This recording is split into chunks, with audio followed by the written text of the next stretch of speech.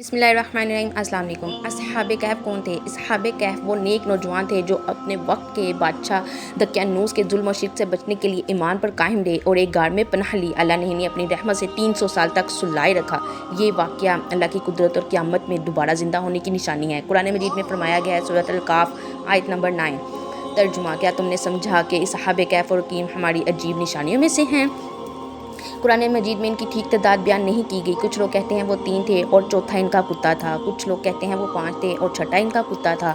और कुछ लोग कहते हैं वो 7 थे और 8वां इनका कुत्ता था। फिर अल्लाह ने फरमाया, तुम्हारा रब ही इनकी सही तादाद को जानता है। कुरान पाक में ये भी जिक्र है कि वो कुत्ता भी इनके साथ गार से बाहर ही दोनों टांगे फैलाए बैठा रहा। कुरान में इनकी ठीक तादाद का जिक्र तो नहीं है, बस ये जिक्र है कि उनका कुत्ता भी इनके साथ था। ये वाक़या हमें ये सबक देता है कि असल इल्म अल्लाह के पास है और ईमान वालों की हिफाजत अल्लाह अपने ख़ास इंतज़ाम से करता है। ऐसी ही मज़ीद कुरानी वीडियोज़ हासिल करने के